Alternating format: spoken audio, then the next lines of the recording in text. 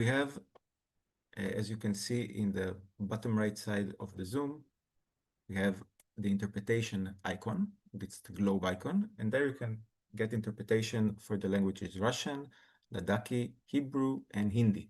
So you can simply press on the globe and choose the preferred language of translation, or stay in the main channel for English. As maybe you've noticed, this meeting is being streamed live into YouTube. So at any point, if you have to leave the Zoom, you can catch it live or later, just the recording in YouTube, by pressing TFI Israel in YouTube, or going to the Dharma Friends of Israel channel and pressing the YouTube icon on the top left corner. Geshe likes to see students and interact with them. So if it's possible for you, please turn on your camera. So we'll have an environment of a classroom, and we can all participate and get into this teaching together.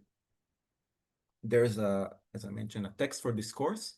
The text is in the course page of the Dharma Friends site, but I will also link it here in the chat, so you'll all be able to see it.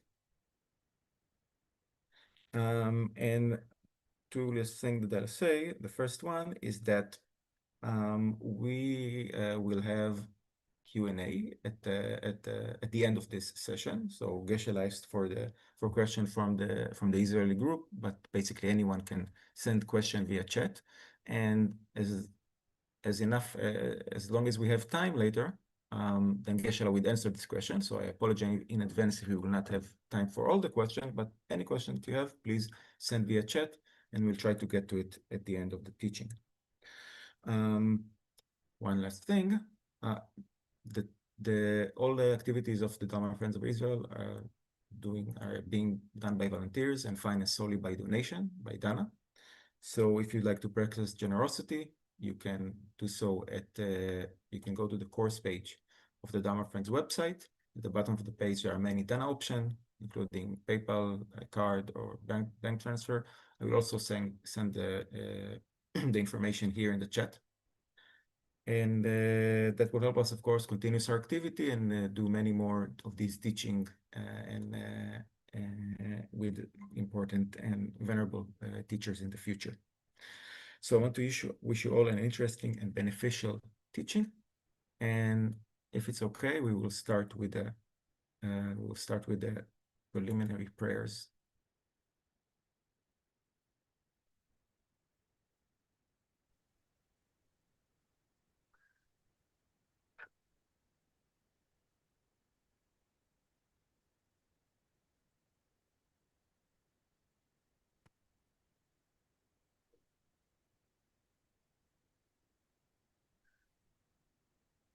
Hello, So everyone. I'll hand it over to the reader of the teaching. Hello, everyone. My name is Adam, and I'm the prayer leader for today. Begin your practice by setting a proper motivation, which consists of 3 parts, while being mindful of both aspects, the object being visualized and the manner in which you visualize it. First, refuge field. In the space in front of you, visualize Buddha Shakyamuni, His Holiness the 14th Dalai Lama, and all Buddhas and Bodhisattvas, or any other enlightened beings you regard with veneration.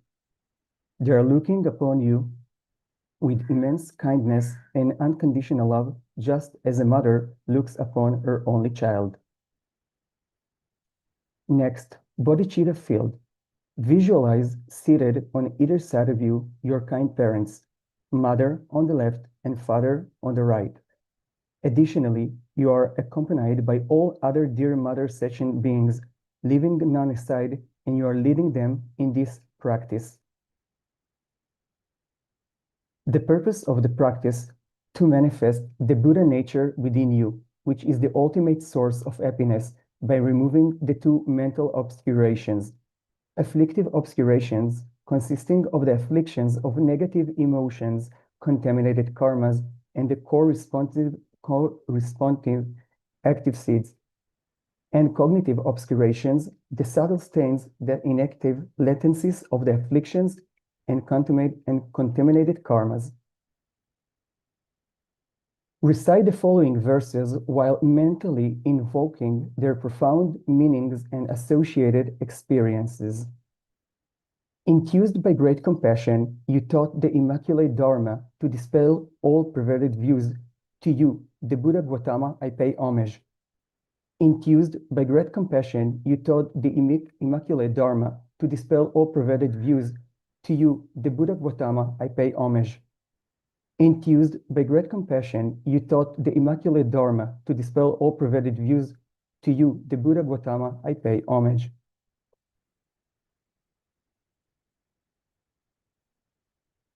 Taking refuge and generating bodhicitta.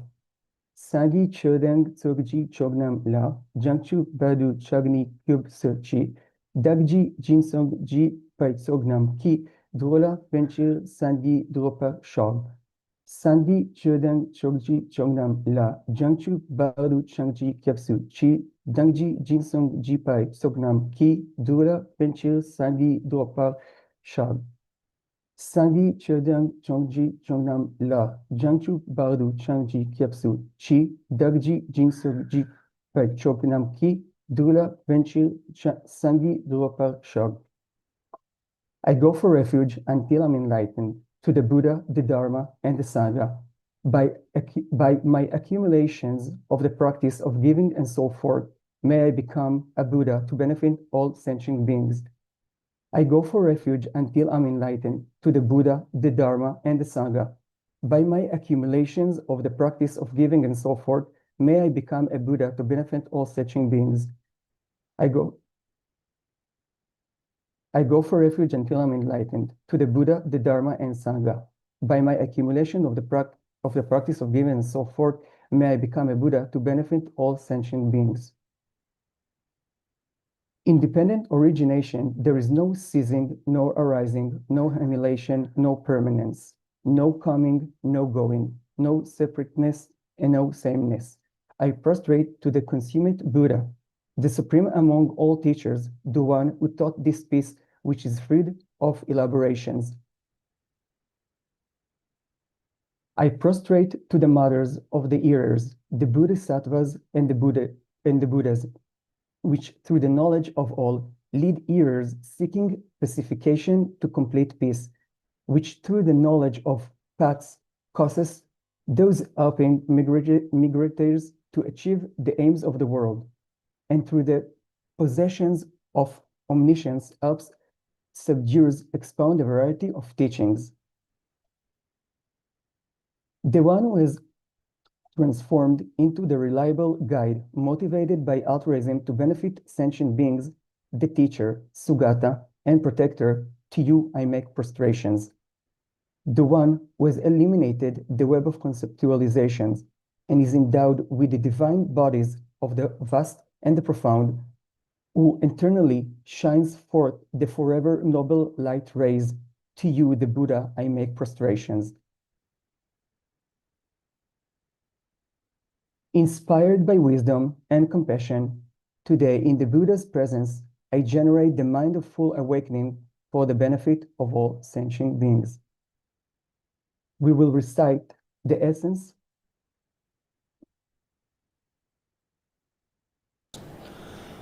Om ye dharma hetu prabhava hetum tesham tathagato yavatat tesham chayo nirodha evam vati mahashamanaye swaha. Om ye dharma hetu prabhava hetum tesham tathagato yavatat tesham chayo nirodha evam vati mahashramanaye swaha. Om ye dharma hetu prabhava hetum tesham tathagato yavatat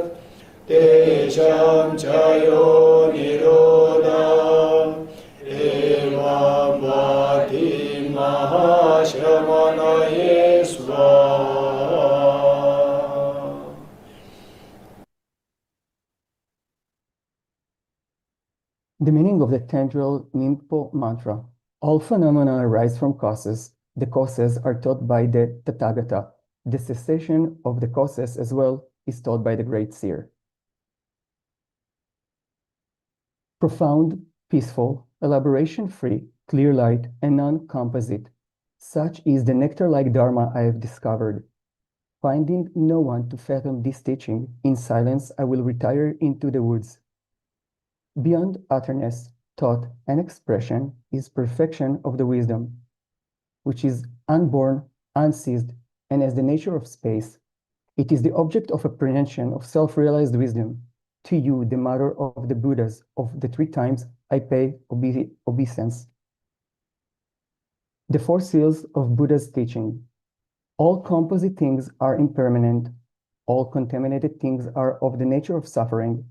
All phenomena are of the nature of emptiness and selflessness. Transcending sorrow is peace. The Guru is the Buddha. The Guru is the Dharma. Likewise, the Guru is the Sangha. The Guru is the source of everything wholesome. I go for refuge in the Guru. By the sound of the vibrant drum of Dharma, you liberate all beings of miseries.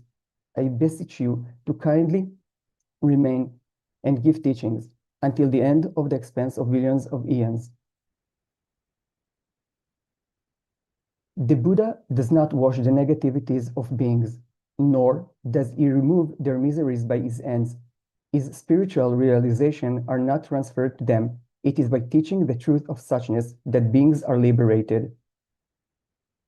With folded hands, I beseech the Buddhas of all directions to shine the light of Dharma for all bewildered in misery's gloom. Instruction on parting from the 4 attachments. If you are attached to this life, you are not a spiritual practitioner. If you are attached to samsara, you have no renunciation. If you are attached to your own self-interest, you have no bodhicitta. If there is grasping, you do not have the view.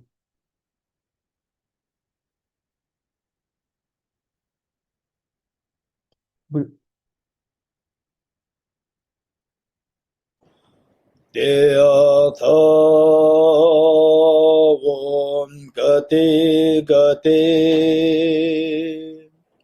paragati parasamgati bodhisvaha tyatha om gati gati paragati parasamgati bodhisvaha tyatha om gati gati paragati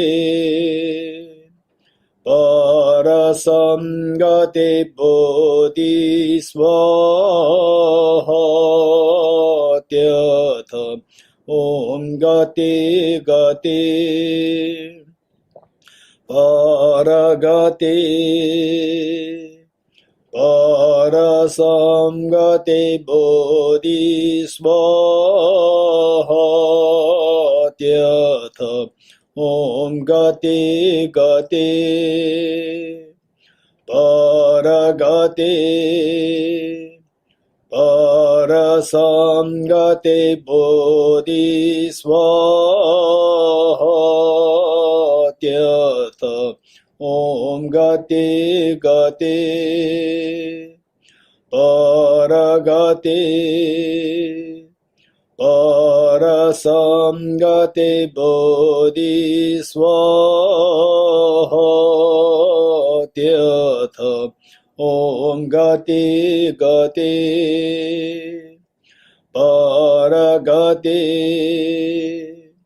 parasamgati bodhisvaha.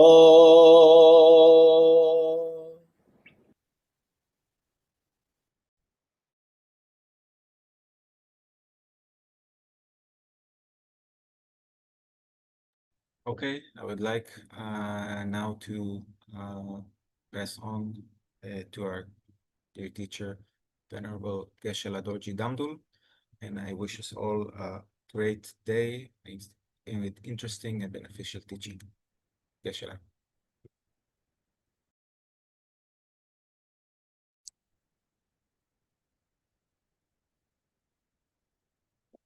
Thank you, David. And thank you, the director of DeFi, Edith.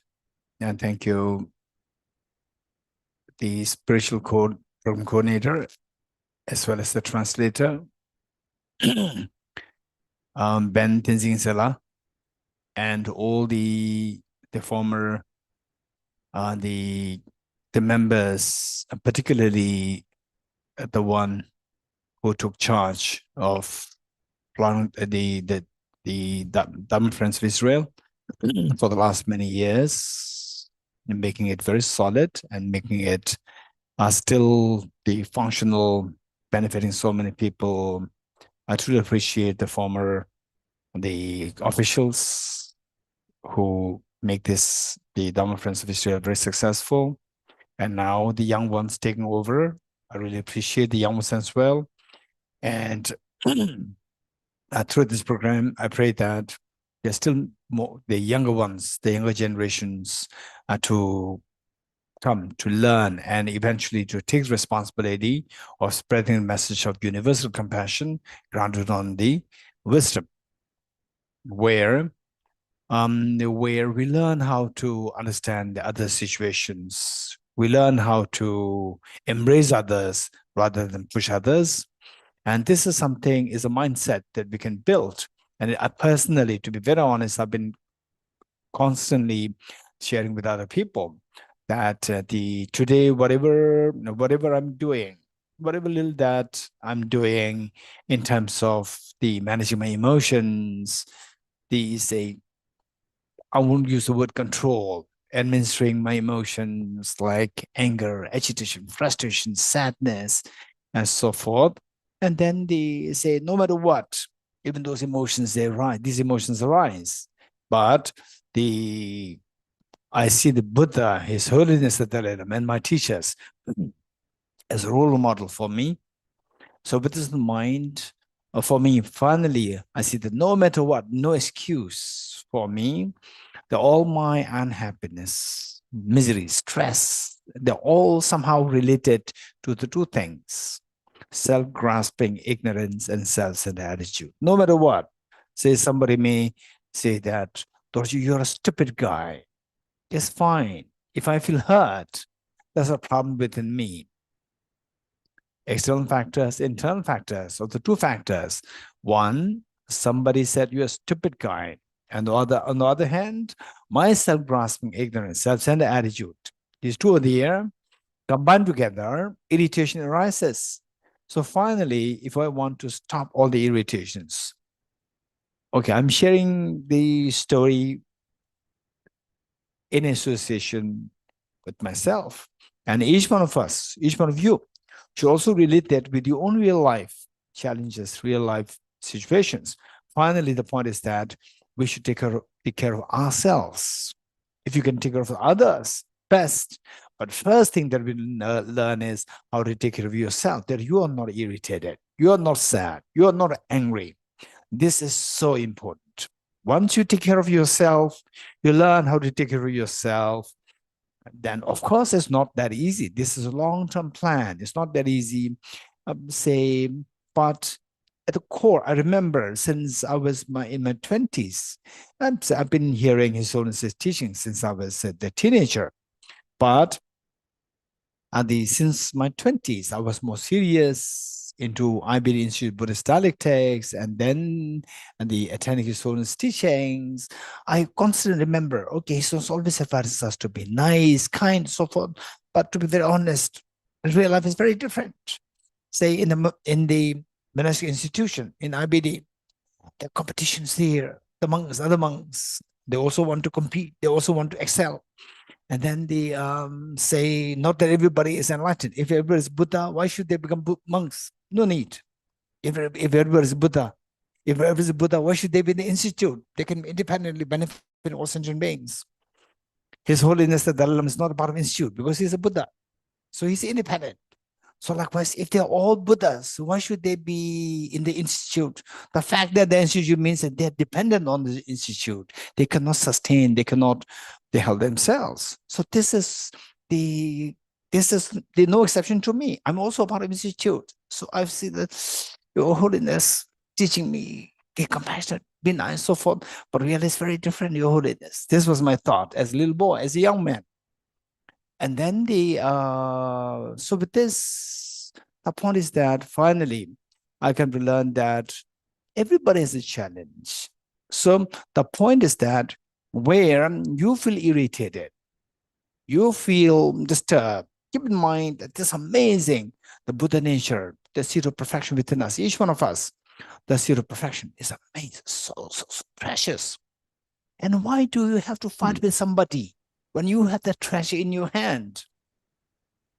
Why do you have to, to challenge somebody? Why do you have to compete with somebody when you have the treasure in your hand? You compete yourself. For example, say, if there's a nicer place out there, oh, I want to get this place. Because this place is not in your heart, it's outside. So you can compete.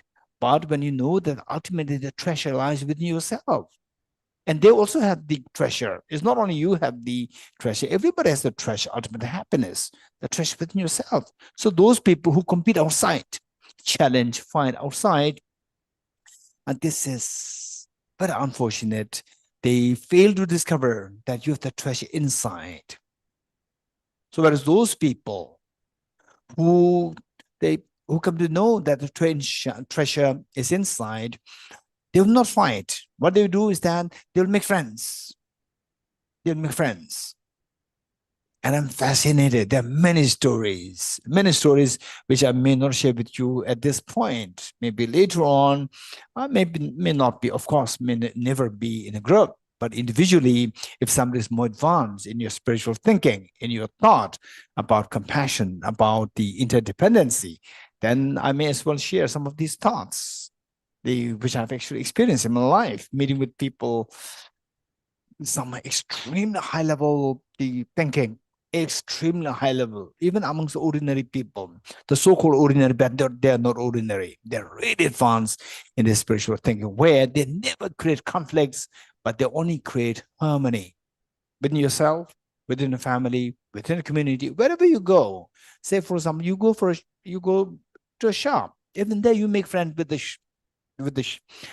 shopkeepers, and you're just sitting there at the bus station or the airport, and you meet somebody sitting next to you. You become friends. It's amazing. So what I'm saying is that the treasures inside us, let's not forget it. So with this in mind, before I jump into this text, what I'd like to share with you is that finally, the real victors, the Buddha said that what the Buddha taught, further explained by Bodhisattva Shantideva, is that who is the real victor? We can identify two kinds of people. One who kills external enemies, and the other who kills the internal enemies. Who's the real victor? Okay, let's be very practical also. Some people may think that, okay, look, this is spirituality is very impractical. The real life is very different. Real life is very different, and spiritual practice is very impractical. So we cannot really say, you cannot really run the nation or the community based on the spiritual values. It's very different. The world is very different. So with this, let us contemplate on this. Oftentimes what happens is that people, they see the superficial thing and then they just don't go beyond. They think that this is it. Say you killed external enemies and you think that we are the victors. Then, for example, this is exactly what happened to Tibet. 7th century AD, Tibet, King Songtsen Gampo, he conquered many parts of Asia. And today, what is left? People all around, in the histories, they say that once upon a time, there was a Tibetan king by the name Songtsen Gampo who conquered our place. And then now it is our turn to take over, conquer them. So look, there is things operating based on the retaliation, revenge. This is where is this now? Look, for example, say Tibet, 7th century AD, when the Tibet was a very powerful empire. If these our ancestors, if they see Tibet today, they'll be extremely sad, extremely sad. Likewise, Genghis Khan, likewise Julius Caesar, likewise Alexander the Great. If they think of, if they could see the future generations, what is happening today, if they could see then, they would feel extremely sad. Why? Why it happened? It's all because that we say, generally speaking, how they governed, how they operated is based on the principle that I should be the victor and you should be the loser. So with this, anybody becomes stronger. Everybody has a day. When it is your day, the person will attack you. This is how the world operates. So now look, Genghis Khan, once upon a time, conquered whole Asia and went into Europe. Now what is it today? Even the Mongolia is split into two, outer Mongolia, inner Mongolia, and so forth. So this is the external enemy, conquering external enemy. One day the external enemy and conquer you. But conquering the internal enemy. In the first place, why do you have to conquer the enemies? And go beyond. What is enemy? Enemy is somebody who hampers your joy, happiness, and somebody who creates miseries on you. This is the definition of enemy. And by conquering external enemy, this misery inside multiplies. It does not stop. But conquering the inner enemies, this is amazing. So, sound of a clap, 2 hands, conquering the inner enemy. External enemies is so innumerable in number. They may be weak, you can conquer. Next time will be stronger, they'll conquer you back. But the internal enemy, you conquer it once, is conquered for good. This is wise people. Of the 2 hands, you withdraw one, internal enemies, no sound. However strong the other hand is, external factors, no sound, sound of your miseries down. So from this, we come to sense that, for example, let's say, with what we're learning of the recognizing the mother, recognizing the emptiness. So there you get a glimpse of emptiness. So you feel a little agitated. For example, say in my case, Tibet House, so today I say that Tibet House is going through a golden era. The staff, they're amazing. Once, other times, very sometimes complicated stuff, they come and they leave, So now it's a golden era for Tibet House. All the young staff, they're very fully committed, very pure at heart. It's amazing. So what I'm saying is that still it doesn't mean that it's golden, because that they're very inexperienced. Because they're inexperienced.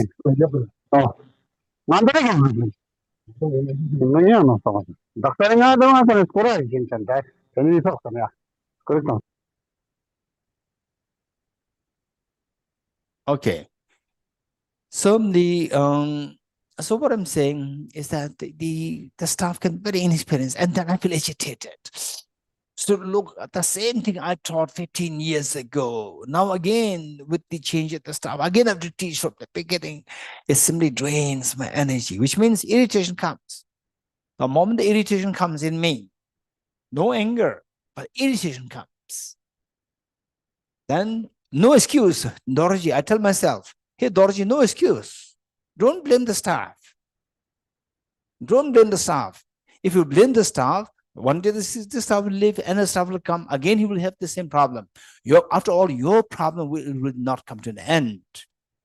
Instead, you are teaching other people that your problem, stress, whatever is coming because of the 2 factors, external and internal. External will never finish. And wise people will think of removing the internal enemy. Internal enemy is twofold. Self-grasping, ignorance, self-self. Oh yeah, I teach this. I'm very shameful. Look, while I teach this, but I'm feeling irritated to this person. No, why? This person is not to be blamed. I did the same thing when I was of this age. I have no experience, so I make mistakes. Okay, this poor guy is not to be blamed. This boy, this girl is not to be blamed. I'm very sorry. So, but irritation is here. How to stop it?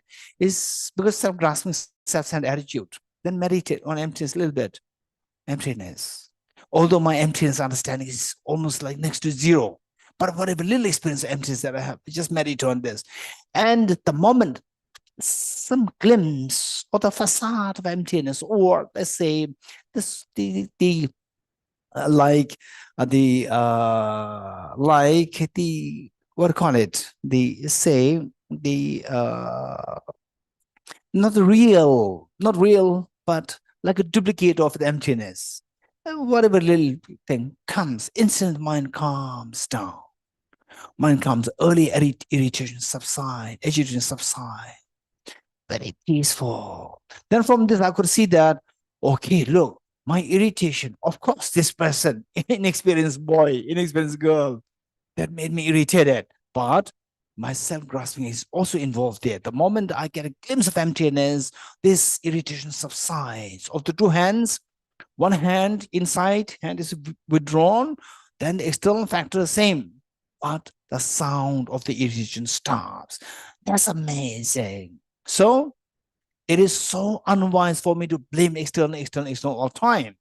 Of course, if I tell the young people that, of course, it's not your mistake, it's my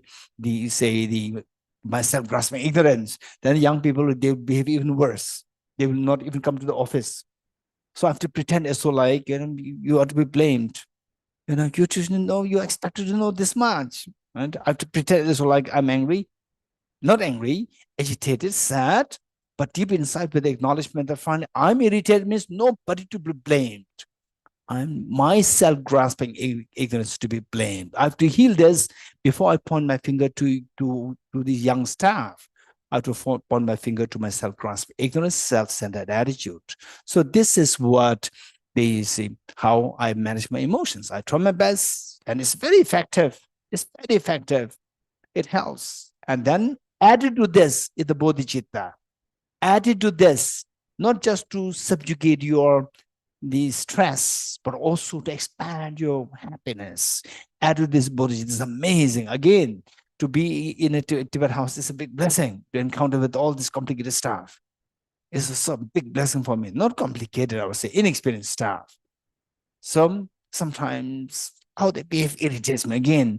And then once in a while, may I become Buddha for the benefit of all sentient beings. Are they sentient beings or not? Those in Tibet house. Or sentient beings only outside Tibet house. I was thinking, oh no, he's also a sentient being, right? So if I say, may I become Buddha for the benefit of all sentient beings, every time we do this class, then I say this, then what I'm saying is not honest. It's not true. So I'm leaving aside a small group of the immediate circle. I'm leaving them. And then sometimes some of the staff, some can be very selfish. And I feel so sad, deep inside, very sad. No, he can do a little better than this. He may sacrifice a little bit. No, you don't expect this. He is not attending Arya Nagarjuna's teachings. He's not attending his own teachings. So he's not to be blamed. You are somebody who all these many years, 30, 40 years, you have been under the blessings, teachings of the great masters. And then if you cannot tame yourself, how can you expect them to be tamed? So but then my empathy starts to grow. Empathy grows. Then I feel sad, not for that person, but that, that person deserves compassion. That person doesn't deserve my acquisition.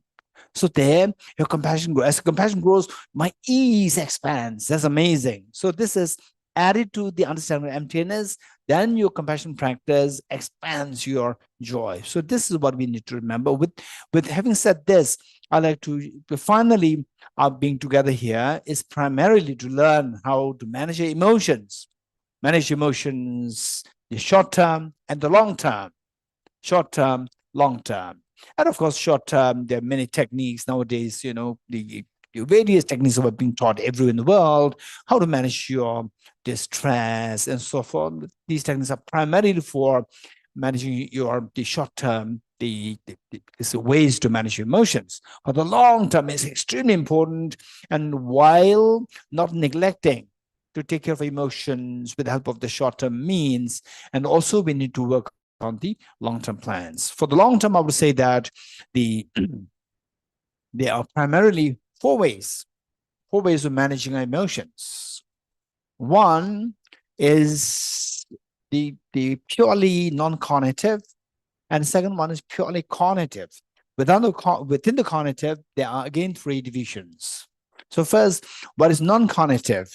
It's just, say, there are minds. Somebody says, Dorji, you're stupid. You're stupid. And then what happens? Say, then my mind moves. How do you know that my mind is moving? Because I could see my heart palpitation. Tick, tick, tick, tick, tick, tick, tick. And then the sweating happens, and the heart palpitation happens. And then the blood rushes through your face and your body, make your body heats up the body. You could feel that. So with all this movement, amazing, it's amazing. If somebody tells me, let your blood flow all over your body, I cannot do that. But somebody said, you stupid, and instantly it happens. It's amazing. Who's moving this? Who's moving this? There's a movement happening.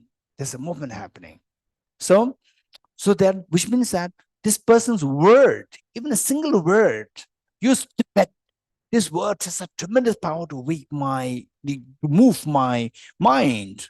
So although I said that, no, today is my day off. So, okay, I simply don't want to do any office work, nothing. I simply want to relax, chill out. And somebody says, what are you doing? I'm chilling out. You stupid. And instantly, no chill out. Instantly, the heart palpitation starts. Instant happens. Look how weak is my mind. What is that? The heart, my heart palpitation, and the other person saying stupid. What's the connection? There's no connection. Connection is made by your mind. He said, I'm stupid. My mind connected. And my mind is so weak, instantly mind moves. Although you said that, no, I'm not going to allow anybody to come. I just want to chill out. I want to relax. But my mind does not have the freedom not to move, which means my mind is so weak. Even a word can move my mind. It's so weak. So now, what we do is a non-cognitive way of managing the emotions, is that my mind moves in an unpleasant way. Then I don't want this unpleasant way of movement. So what I do is that I try to challenge the trigger. So to push the trigger of this movement, external. But the other person continues to say it, and he already said it, and I continue to ruminate over this. And on one hand, I want to push it. I cannot push it. And then this resistance movement becomes even more. That makes me stressed, that makes me anxiety, that makes me depressed. The problem. So now, this is because my mind did not build a habit to sit still, even if external factors move. So therefore, I train myself in a single-pointed meditation. Single-pointed meditation where your mind can single-pointedly focus on one object, not be deviated to other things. For example, say I'll chill out. I just think of Om Mani Mani Mani. I'm so happy. Think of Buddha like this. Suddenly you stupid. My mind moves to the word stupid. My mind moves to the person. You're stupid. You. My mind moves instantly. I don't have the freedom not to move my mind. Now I train my mind so that I make this mind to sit on one object for a long time, which means that external words, external factors cannot make my mind move the way they want. Instead, I want my mind to sit. It sits in one point that does not move. This is known as a single-pointed meditation. So therefore, this is something if we can do it on a daily basis, that would be very helpful. One. Number two, now the cognitive side. Cognitive are where the mind is involved, meaning that cognitive aspect of the mind is involved. Number two. So number two is where you think about, okay, yeah, he said, I'm stupid. If I'm stupid, he should be stupid, right? So arguments like this, but then this is impermanent. And then these people will never stop. And it's just unnecessary waste of my energy to always challenge these people. It's always endlessly the many people I'm bound to meet with. So therefore, there's no point. Better just ignore. It's impermanent. Think of impermanence and other attributes cognitively. Keep your mind active cognitively to think about impermanence, other things. So that way, you will see that your mind calms down. But of course, the trigger is there. But you understand it, that this is the nature. I cannot stop it altogether. So better not challenge. And that itself is, that not react. That itself is my success. So reaction requires a lot of energy, and the disturbance happens. So, okay, it's fine. So you think I'm stupid? I'm stupid. Yeah, thank you. You're happy? Okay, be with this. And then the person calms down. And you're not too happy, but okay. But you will not burst into anger and so forth. Number 2. Number 3, compassion, universal compassion. Saying that everybody, when they see the small children, little babies, and people are so happy to see the small children. And that there's one of my friends, he said that he's a neighbor. He is in the neighborhood of the elder people, meaning in 70s, 80s. And he said that then he's a very active person. So nearby there was a school for small children. He's so happy. He tells me that I'm so happy that there's this school. Otherwise, I feel myself as very elderly. This is what he said. So what I'm saying is that, so dear, say if an elder tells you that you're stupid, versus a small toddler, or let's say 2 years old, 3 years old boy or girl says you're stupid, which do you think will make you angry? Of course, the elder saying you're stupid, it'll really make you so angry. Versus the small child, meaning age 3 or 4, says you're stupid. You, instead of becoming angry, you start to smile, you start to laugh, because it's so cute. A small child who could hardly walk, who could hardly defend himself, saying that he's stupid. How come that he learned this? So you'll be very happy to see that it's so cute, because you see that you are so mature, that this is so immature, so the vulnerable, and I'm very mature. Comparing in that sense, you see that this is so cute. So likewise, with the compassion, what happens is that you start to feel yourself like a mother, and all others like small children. What are small children? Small children, they're to fight. Brothers, sisters, they fight.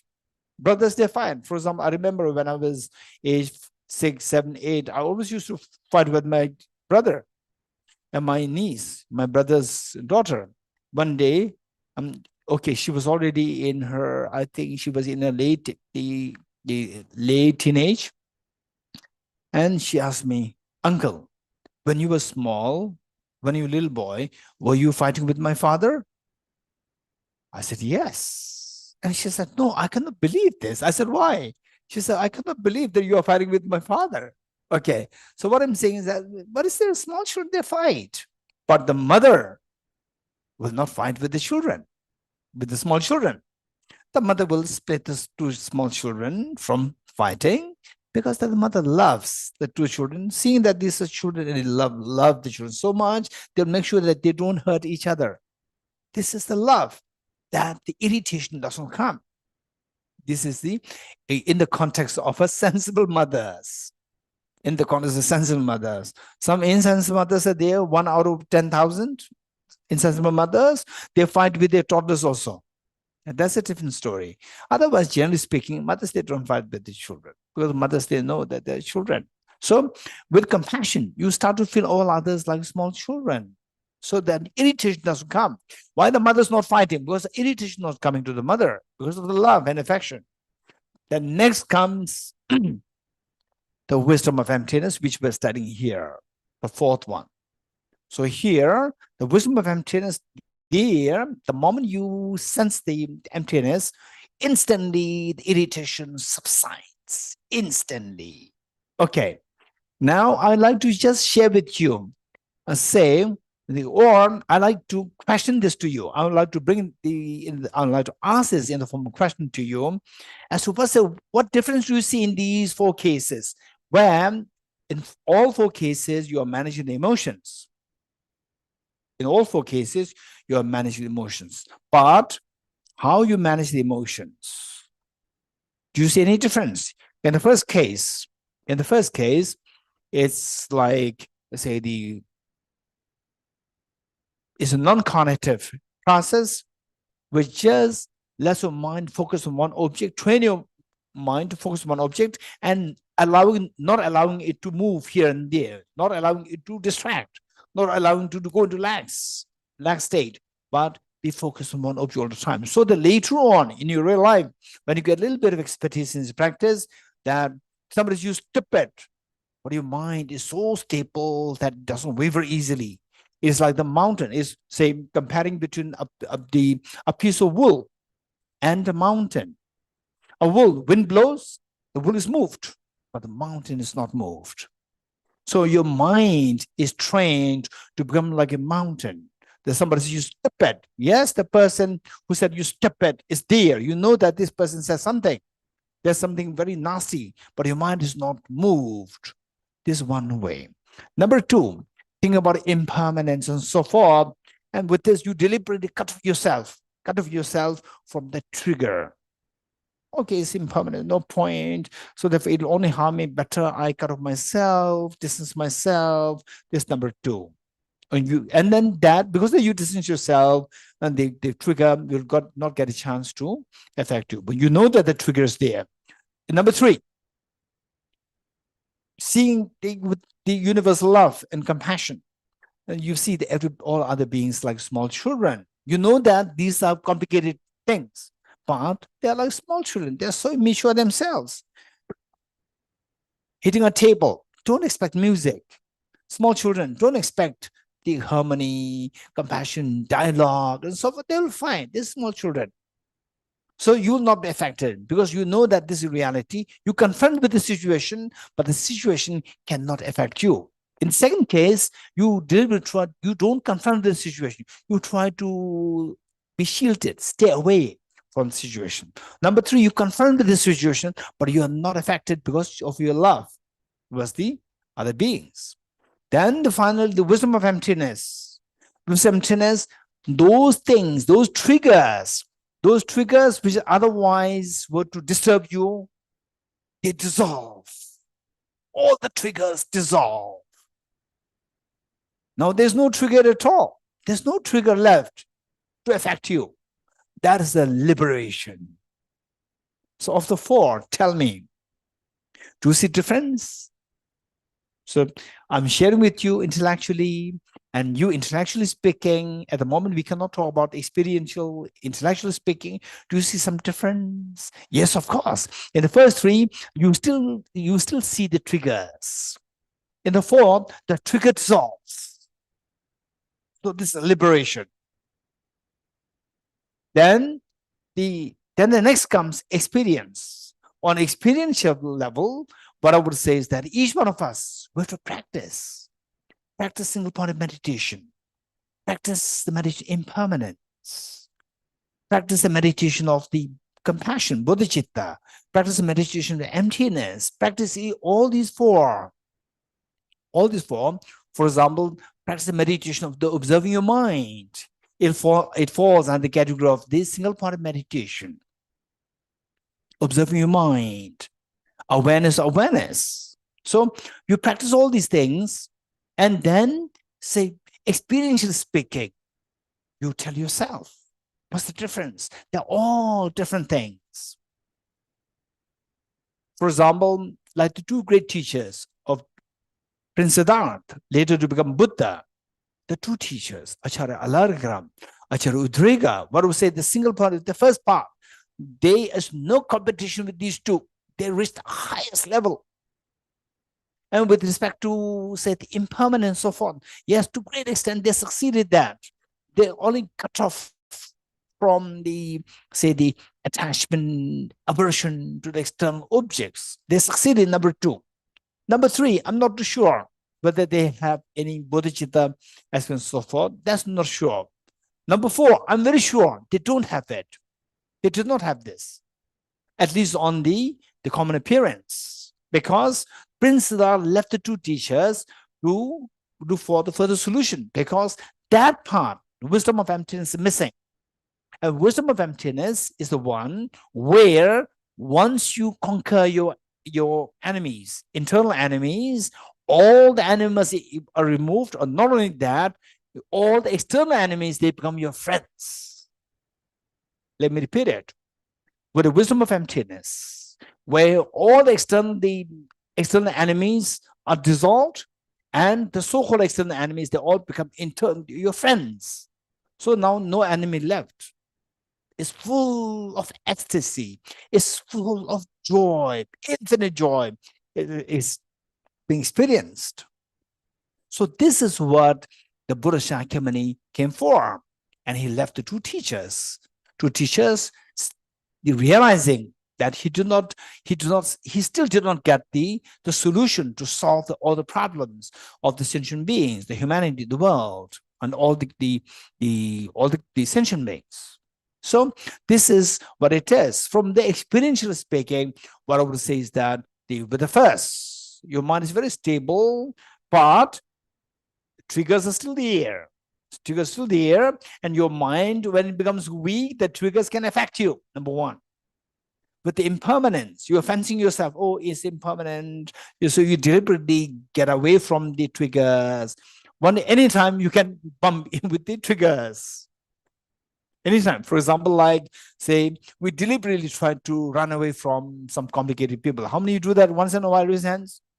Once in a while, we try to deliberately run away from the complicated, you say complicated people, but for them, you may be the complicated one. We never know, right? So we try to get away from these people. But then suddenly, say, you say that, okay, I'm going to the Ladakh retreat with Geshe Dorji Damdul. So where I will have a holiday from my complicated neighbor, with my complicated the boss in the office, right? Or maybe Tibet House staff, or some, they may be thinking like this, so that I can have holiday from the complicated director. We never know. So, and you go there, and then you are in Ladakh for the retreat. Okay, so happy, everybody's smiling. Suddenly, your very complicated neighbor also showed up. And then in the list, it says that 2 of your roommates. Very complicated, right? And it so happened that the other person also wanted the holiday from you, right? And you did not, because 2 of you don't speak, both of you end up in the same place as roommate, right? Okay, so there, even though you try to distance yourself, but there are times where you can bump into each other. And again, the triggers, everything is fast. But the bodhicitta, again, same. Say the triggers there. You see them as small children, but your compassion may degenerate if it is not supported by wisdom. If it is not supported with wisdom, it can degenerate. Once it degenerates, you will also see yourself as small children. All are like small children fighting again back. Whereas with the fourth, all the external enemies dissolved into experience of emptiness. They'll not come back. And how dissolved? Not externally dissolved, because of your cognitive awakening. Is known as awakened state, Buddha, awakened state, cognitive awakening. What you see as intrinsically as enemies, they all dissolve to see there is my misperception, like creating a dream. A dream enemy is created, and you find with this. Okay, by the way, how many you fought with your dream enemy? Raise hands. In your dream, you created this enemy, and you start fighting with this. Raise hands. Fighting with this, and you said that, okay, I'll teach you a lesson, right? Raise hands. Let's be very honest. Okay, let's be very honest. Okay, let's say Yulia from Russia. Okay, Tenzin Sultan. So why did you fight with your dream enemy? It's not real. Yulia? Здравствуйте, Кишела. Я думала, что эти люди во сне реальны. Я их воспринимала реальными.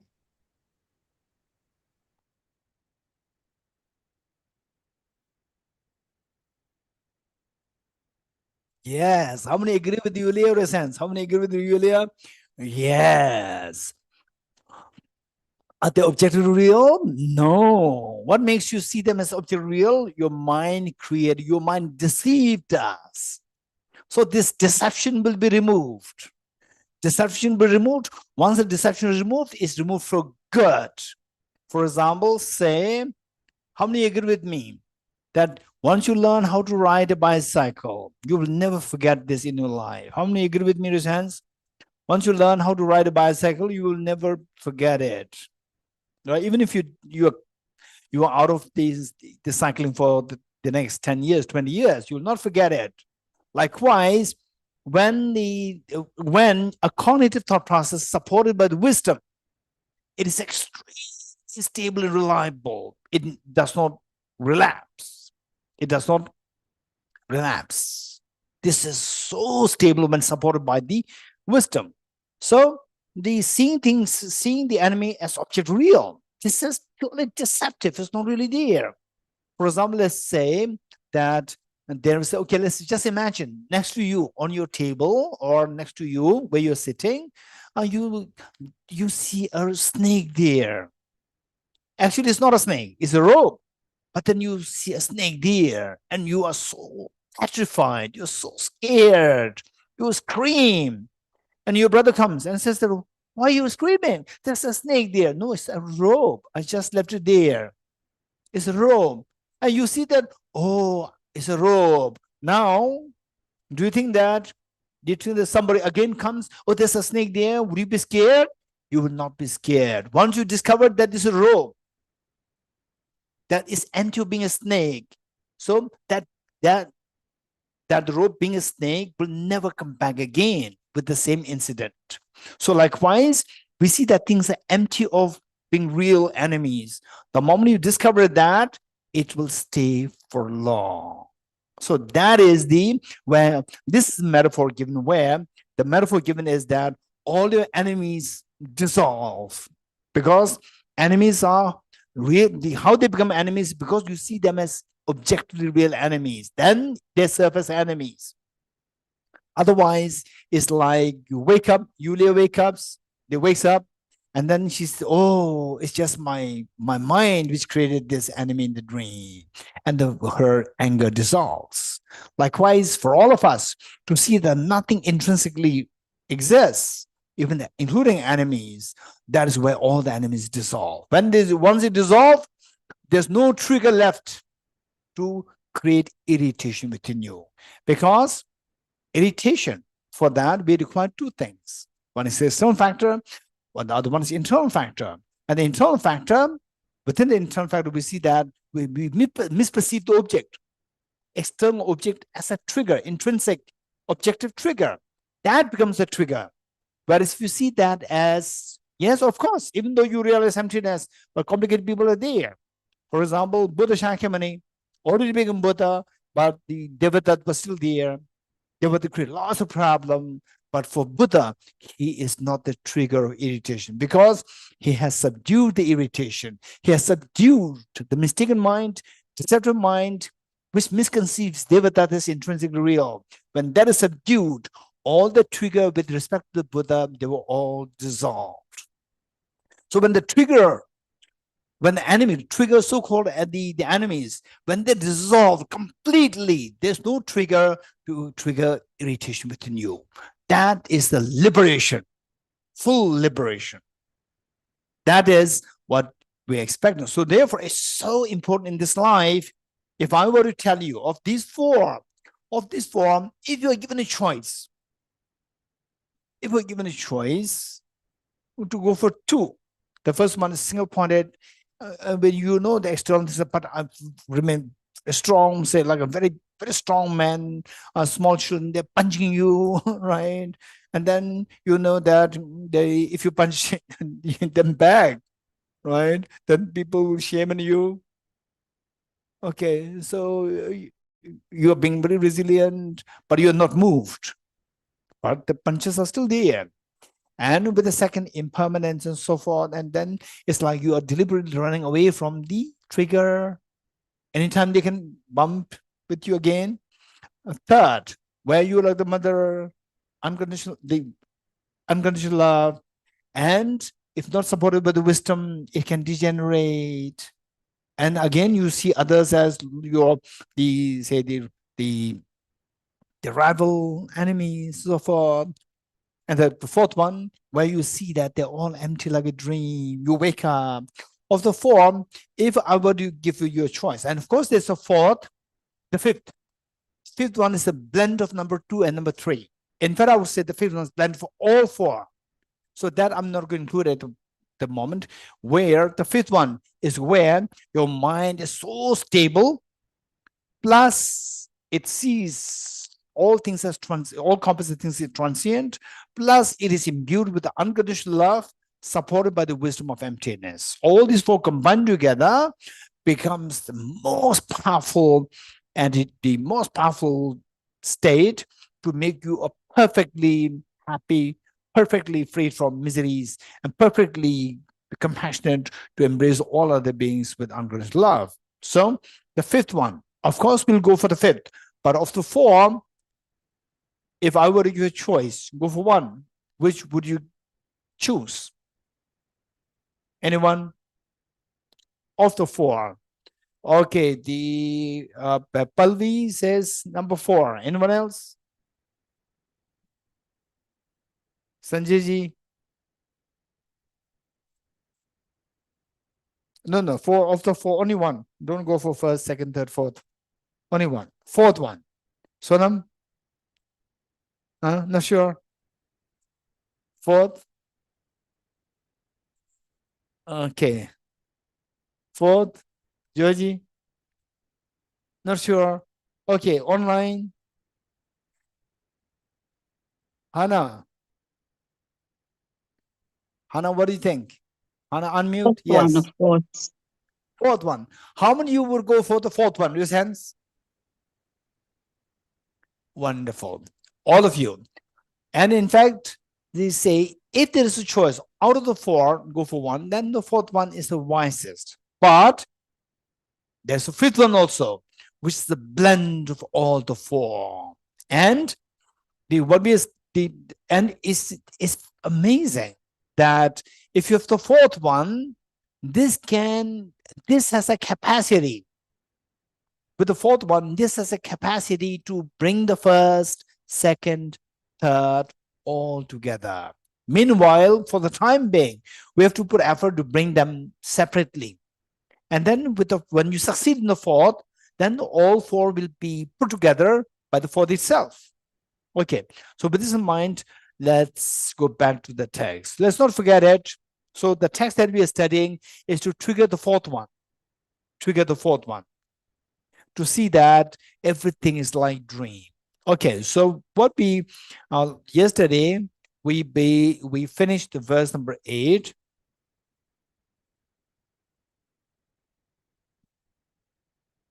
Now we are on verse number 9. Based on the instructions sent through wind by Aranagarjuna and Acharya Chandragati, and all these, it's not just like the author Changkya Rolpai Dorje just mentioning what he did, but these are all the advice for us.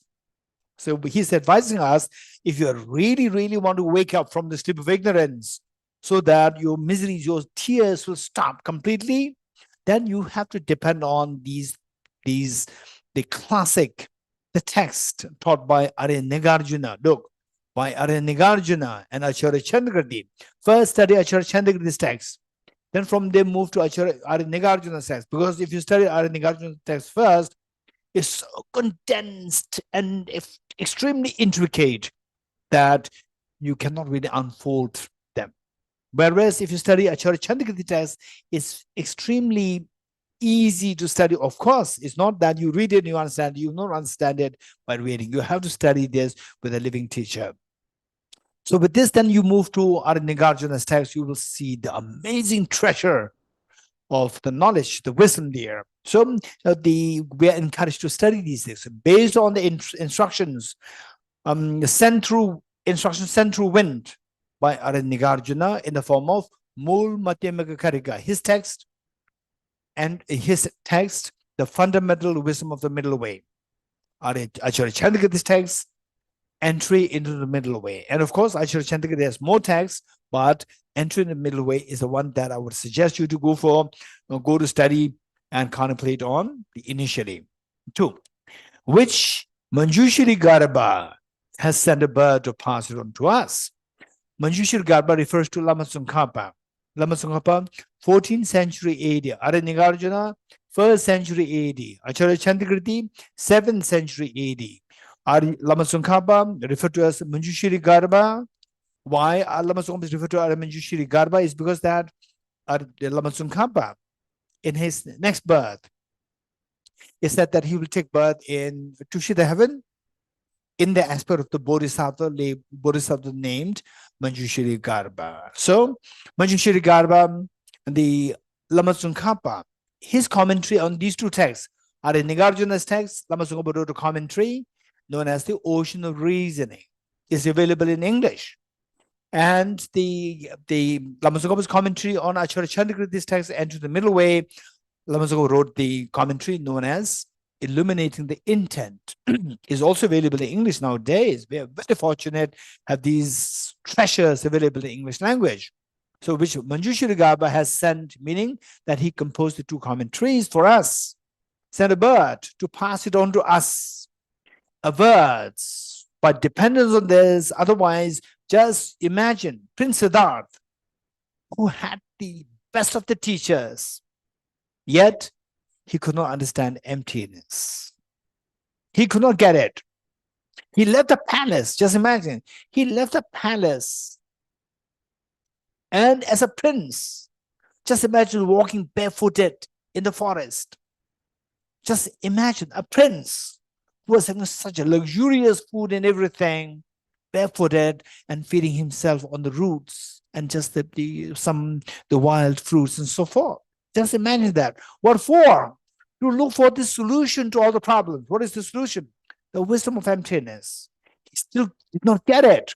And we, just sitting in the aircon, sitting very comfortable with the tea next to on a table, and still we get it. It's all because of the kindness of Buddha himself, who put a lot of effort to understand this. And they later commented upon by Nagarjuna with the text, Fundamental Wisdom Middle Way, with the further commentary by the Acharya Chandrakirti, with his text, Supplement to the Middle Way or the Entry in the Middle Way, and a commentary by Lama Tsongkhapa, Manjushri Garbha in the form of two commentaries, Ocean Reasoning and the Illuminating Intent. So with these materials made available to us by this Buddha and all these great teachers, we are so fortunate, averse. So therefore, we did not really have to go through the hardship as much as these great teachers went through themselves. They have been so kind and averse the hardship of a long and tiring search. We don't have to go into this long tiring search. We just study these things well. That's amazing. And one thing that I will share with you is that some people ask me this question, that but you are talking about Arya Nagarjuna, but in this world, it's not just Arya Nagarjuna, Acharya Chandrakirti. There are so many teachers.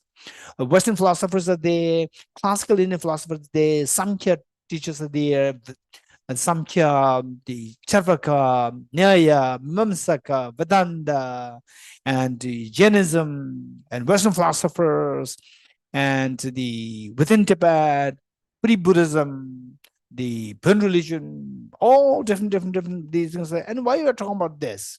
Why to focus only on this? This is a big question. So for this, what I say is that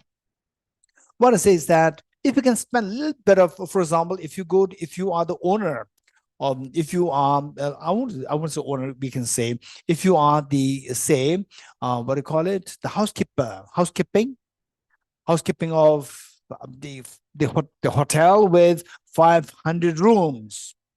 Would you carry 500 keys? Chuck, like this? No, 500 keys will be very heavy, so bulky. So you carry a master key, one key, which opens all the doors. Individual keys, they will not open all the doors. It will open only one door, that's it. But if you carry the master key, it opens all the doors. Believe it or not, are in Nagarjuna's text, Acharya Chandrakirti's text, they are like the master key. Study them so systematically. Don't grab too many things. Don't dig too many wells. Study these texts so thoroughly. Believe it or not, you read any Western philosophy, you read any classical Indian the philosophical texts, you will understand them so easily. You got the master key. Why not go for the master key if there's a possibility? For example, His Holiness the Dalai Lama, he don't really go into a systematic universities and so forth, but look, yes, he embodies the knowledge of the Nalanda, Nagarjuna. Is so thorough with this that he interacts. I had the honor of being a part of the Mind Life conference, which I'm sure many of you are already aware of. In those days, in 1991, I think. 1991 was my first exposure, and later on, subsequently, many more of these conferences where His Holiness would attend. And then His Holiness it's not just for formality that he's okay meeting between the philosophers and the scientists. No, His Holiness had first he would listen to all the lectures by the scientists, the physicists, neuroscientists. Then after this, then he would summarize what he said, what the scientist said, what she said, summarize it within a span of like 6, 7, 8 minutes of what the presenters spoke for like 15 minutes. He was summarized. So from there, you can see that he actually grasped what was said, what was lectured. Then His Holiness would throw questions to these. Amazing. So what I'm saying is that this is where you get the master key. Once you get the master key, you listen to modern science. You listen to the Western philosophy. You listen to the classical Indian, the treatises. You can all understand. It doesn't mean that they are so shallow. This is not the connotation. They're equally very profound. But it doesn't mean that all the individual doors, all the individual locks of the rooms, they are weak. No. Because that they are very strong in themselves. But when you get the master key, it works with all. So therefore, this is where now verse number 9 is read, which reads, based on the instructions sent through wind by Nagarjuna and Acharya Chandrakirti, which Manjushri Garbha has sent a bird to pass it on to us. Averse, these help us to remove to avoid the hardships of the long and tiring search, which otherwise we have to go through. The way and manner in which Prince Siddhartha went through. Prince Siddhartha took 6 years. 6 years just in search of this path, which we readily have now. So it took 6 years. He sought the help of Acharya Alarikala. He sought the help of Acharya Udrega. And he reached the same spiritual level as the two teachers, meditative concentration.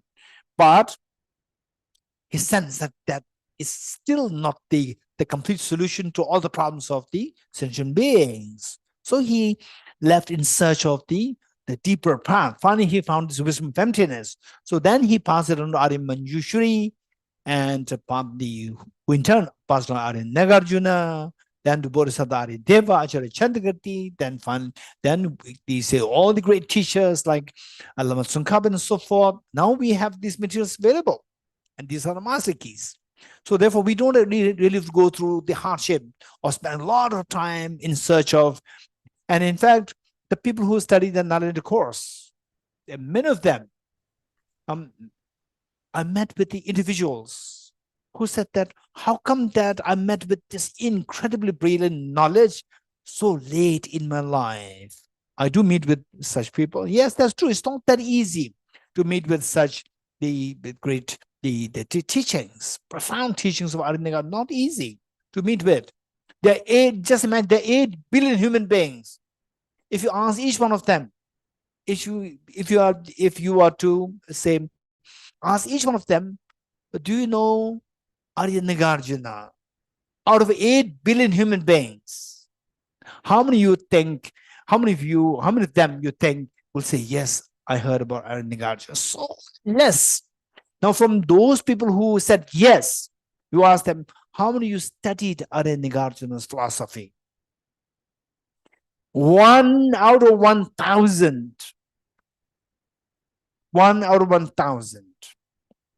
So therefore, we should, seeing all these bigger picture, we should be wise enough to study these things if you really want to stop the tears of samsara. Whereas samsara, okay, when your tears are so painful, when the tears are gone, which cheesecake comes, again you forgot, right? Oh no, I don't need Nagarjuna. That's up to you. But while you're having the cheesecake, you still remember that the pain, the tears that you shed, and the potential tears that you're going to shed in the future tears waiting for you. And think of these, then Arya Nagarjuna's must. Okay.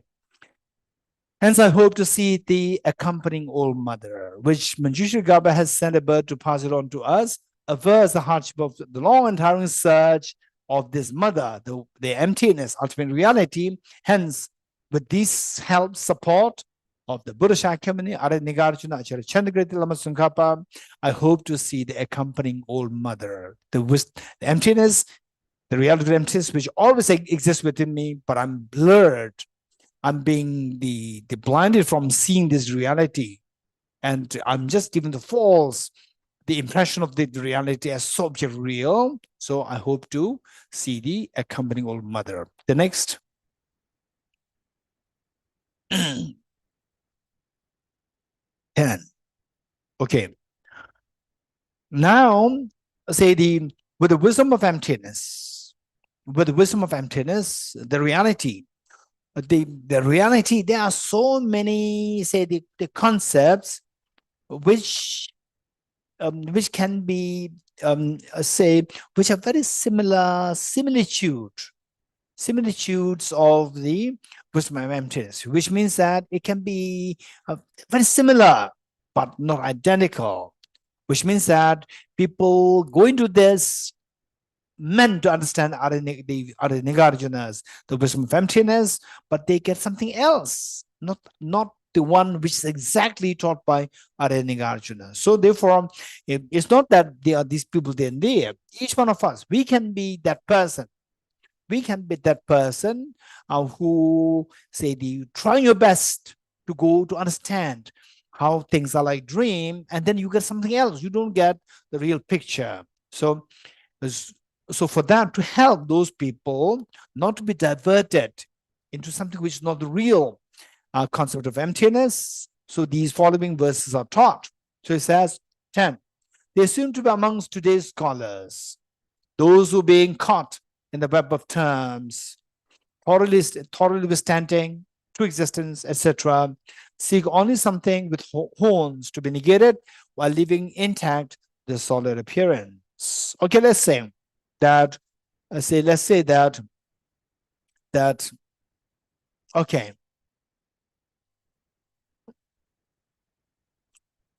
you advised me, I need your help, and say I come to a new place, to your place. I come to a place which is new to me, and you sense that I'm a little scared. You could feel from my body language that I'm scared, I'm afraid. And then you say that, don't be afraid. Don't be afraid. There's no tiger in this place. Okay. So your place, in your house, how many don't have tigers? Raise hand. How many don't have tigers in the house? Raise hands. That's true. That's true. but still I'm scared. I have a fear. You're getting it? I have a fear. Although what you said is correct, it's true. True doesn't mean it's the ultimate truth. True doesn't mean that it's the ultimate truth. Truth has many layers. So you said that there's no tiger. Don't be afraid, right? Don't be afraid. There's no tiger. Still, I'm scared. Then you said that, okay, strange. She's still scared. Why should be scared? There's no snake. Is it true that there's no snake? Is it true? Raise hands if it's true. Because Sanjay is true. Okay, it's true. But still I'm scared. That what you said is true. It's truth. Truth doesn't mean, again, is the deepest of the truth. And finally, what will you say? Hey, online, anyone? So you want to enter, you want to be good host, and I'm your guest, and I'm scared. If the guest is scared, you're not happy, you don't feel happy. So what will you say? Anyone? Rui, Tatiana, Rui. Ras, Tatiana. Намасте, да, добрый день. Ну, я бы расположила его, показала бы свой дом, улыбнулась бы, и он бы поверил, что у меня безопасно. То есть я бы ему показала свой дом. Ну, как бы я бы показала свой дом, что у меня нет ничего, что у меня все хорошо. И тогда бы человек не боялся. I trust you. Okay, I trust you that you said there's no tiger. I trust you. You said that there's no snake. I trust you. I don't look around your house. I trust. I'll not open your closet. I'll not trust your jewelry box. I'll not open your jewelry box. I trust you. There's no snake. There's no tiger. Still, I'm scared. Okay. Я бы сменила фокус. Okay, you change your focus. Okay, Dorji. Now don't think of anything else. Change your focus. Change your focus. There is no elephant in this house. Right? Still, I'm scared. Okay, Adriana, tell me.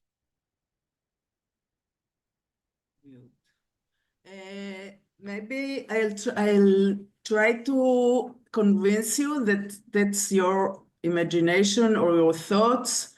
I mean, I have to respect your fear and somehow to let you know that it's not the ultimate truth or ultimate reality. It's what you have a nice imagination, Geshe-la. Okay, Daniel, thank you, Adriana. Daniel, what would you say if you're my host? I would say that there is not only there's no tiger and no snake, there are no animals that can harm you.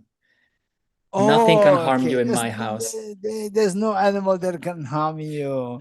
Okay. Akia.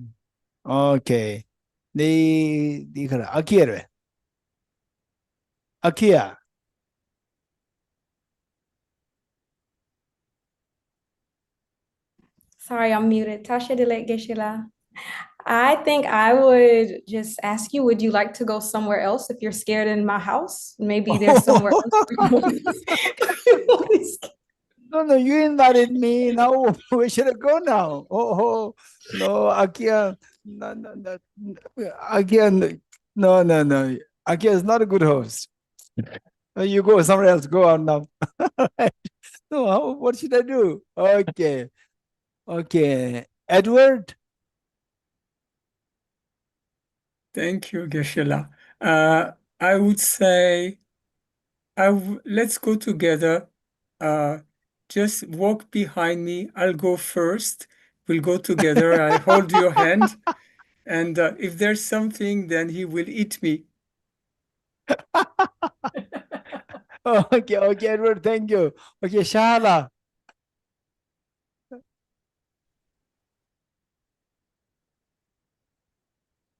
Shahala, we cannot hear you. Yes. Yes. We just go together in the house and we search if there is a tiger. We'll find it. And if we'll not find it, they'll try to convince you. Well, There is no one. Okay. No tiger, no snake. Still I'm scared. Okay, Joyce. Geshe-la, I would try to ask you, what are you afraid of? I would try to get it out from Wonderful, you. amazing. How many agree with Joyce? Raise hands. I'll ask you. Tell me, Geshe-la, but not like, what are you afraid of? Right? Don't scare me like this. Instead, you say, you don't scare. I know you so well, Joyce. They're from I from would Goa. kindly ask. You're very gentle. You're very gentle. Geshe-la, tell me, what makes you scared? Please tell me, right? Then I'll say mosquitoes. Mosquitoes, right? Even if you go first, you may not be able to see the mosquitoes, right? Hey, Shahala, and who else was that? Edward, right? Okay. So even if you go first, you may not be able to scare the mosquitoes. So the mosquitoes, I'm scared of mosquitoes. I may contract malaria. You're getting it? Okay. So therefore, and then who was that? Akil, who said get out, right?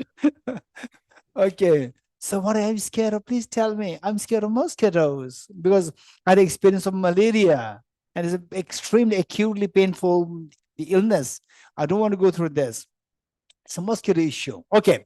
So the point is that all these are facts. For example, the no snake, no tiger, no harmful animals, and so forth. But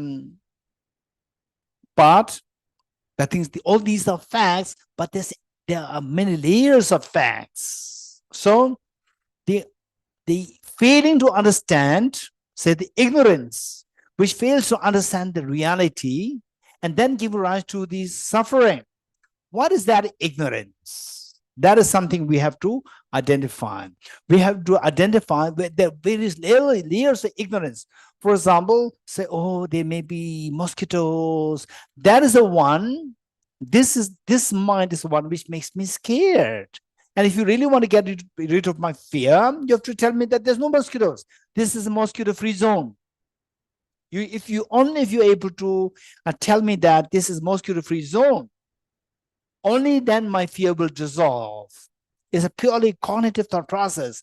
Whereas you say there's no snake, it does not help. The fear is not because of the fear of the snake. There's no tiger, it does not help. Because it's not the fear of the tiger, it's the fear of the mosquitoes. So you should be able to say that there's no mosquitoes, it's a mosquito-free zone. If you say that, then my fear will dissolve. Likewise, all our fears are because of the misconception, ignorance that things exist objectively real. All in the dream, all the fears in the dream is because of the belief that the dream is real. And if you want to get rid of this fear completely, you should be able to tell the person that this is your dream, this is not reality. Then the person will, how to tell this person this is your dream? You have to wake this person up, shake the person up, let him wake up. Then we'll realize, oh, this is my dream. You're getting it? All the fears are triggered by the ignorance, believing in things as objectively real. The dream is real. So this is where we need to understand. Whereas if you say that, oh, there's no tiger, there's no so forth, although these are truth, but they will not help you remove our problems. So likewise, the many people, when they in the facade of understanding emptiness, they identify something else. Grosser levels, like there's no tiger, there's no elephant, there's no snake, and so forth, they will not help solve the problems. So therefore, if you really want to get rid of the fear of the mosquito, you should be able to precisely say that this space is empty of mosquitoes. Likewise, if you really want to get rid of the fears of samsara, we should be able to precisely say that there's no objective reality. Things are empty of objective reality. And if you don't identify this well, and then you say something else, this will not help us remove the ignorance. This will not help us to remove the fears of samsara. So therefore, now the author is helping us how to identify the mistaken way to say that there is no objective reality. You have to identify what is negated. To say that there's no mosquitoes, you should exactly know what is mosquitoes. You have to precisely identify what the mosquitoes are. Okay, again, we have this young man here. They just tell me that, is it true or not? in this house, there's no luncheon. Is it true or not? Mike. Okay.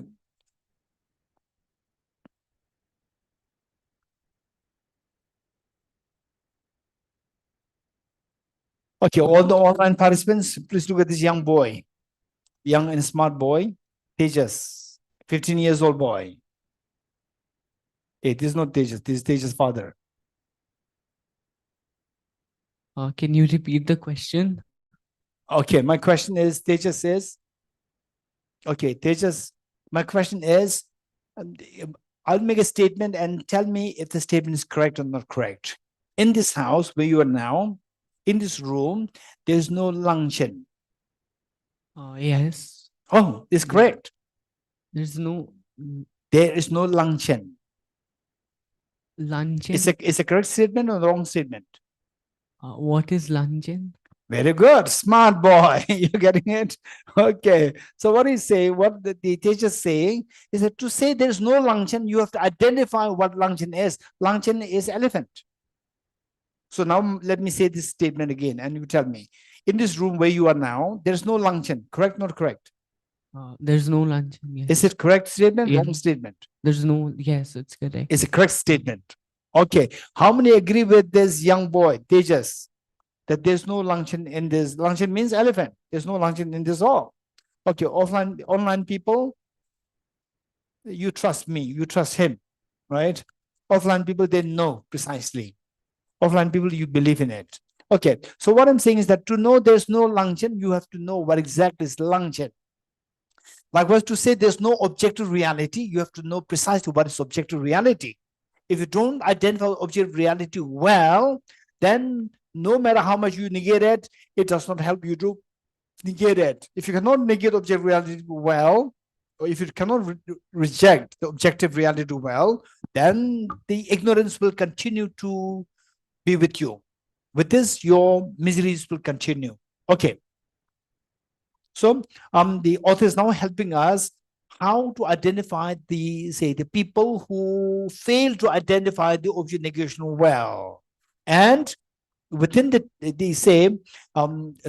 within the Buddhist domains, overall Buddhist domains, and within the Tibetan Buddhist domains too. With the overall Buddhist domains, Vaibhashika, and okay, I'm rushing through these things. We have no time. Vaibhashika, Sautrantika, Chittamatra, and within Madhyamaka, Savatantrika Madhyamaka. Prasangika is the ultimate understanding. So these four, he will be helping them to say that how you identify the object negation is not correct. And then within the Tibetan Buddhism, Sakya, Kaikyu, Nyingma, Gelug, all these four traditions, they're just amazing. But there are scholars, there are the practitioners or scholars who is not that the scholars in the Gelug tradition, Nyingma tradition, Sakya, all are perfect. No. Some are perfect, some go wrong. So those who are wrong, the author is helping. And those who are perfect, they agree with the author. So author agrees with them. So he's helping us identify where we can possibly go wrong within the Buddhist domain in general, within the Tibetan Buddhist domain also. Okay, so I'll just read this and then we will take a break for 1 hour break. Number 10, they seem to be amongst today's scholars from different traditions, those who are being caught in the web of terms. What they talk about, they talk a lot. They say that, okay, and everything's like dream, there's nothing objective real and so forth. But actually, when they identify the object negation, they don't identify object negation properly, although they use the exotic words. Those who've been caught in the web of terms, total withstanding, there's no total withstanding object, there's no true existence, and so forth. But they don't identify the proper object negation. They identify as though like horn of a rabbit or the horn. Horn means something very scary and saying there is no there. For example, I say, I'm scared of the mosquitoes, and you are saying that don't be scared, there's no tiger. So while leaving intact this solid appearance. Sole appearance meaning as object reality. Without touching this, you are identifying something else and said it's not there. Without touching mosquitoes, you are saying that there's no lion, there's no tiger, and so forth. It will not help. Okay. But on my mother's unveiled face, such vivid duality is not found. For example, let's say this is a flower, the flower exists. The flower doesn't exist objectively. Well, although you say the flower exists, in your mind, you see the flower as object real. And then you reject, oh, flower doesn't exist objectively, you reject something else. Like, oh, there's no mosquitoes. Why? Because there's no elephant. These are totally unrelated. So such a vivid, so how things are seen as object real. In the dream, oh, there's a flower there. In the dream, you say that, oh, there's a flower there. But when you wake up, the dream flower dissolves. It's simple projection on your mind, coming pure from mind.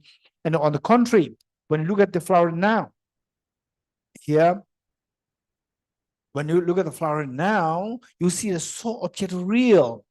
And then that part, without touching that part, and then you reject something else. This will not help us to reject the objective reality of the flower. So it said, such a vivid duality that this is a flower, objective real flower, and this is my subject, subject-object duality is not found in reality, I believe. I believe means the author, out of humility, he's saying that this is not how things exist, as subject with the subject object, intrinsically object there, intrinsic subject there, such a duality is not there. Through excessive discussions of the monk, if you leave this intact, objective, the existing subject, intrinsic object, flower, intrinsic subject, these two intact, and then you say there's no object reality, there's no the withstanding entity and so forth. They, through excessive discussion of the mark, unrelated discussions, my old mother is likely to run away. You may lose sight of the old mother, which is the emptiness. Real emptiness may escape from your mind. Okay, we'll stop here. With the 3 Heart Sutra mantra recitation, then we'll stop for here in India, the lunchtime. All the participants will have. No, all the participants will have something to eat. Okay. But not the offline or not the online participants. Offline participants, okay, we'll have something to eat here, which Pemberton will explain later. And they will recite this mantra 3 times.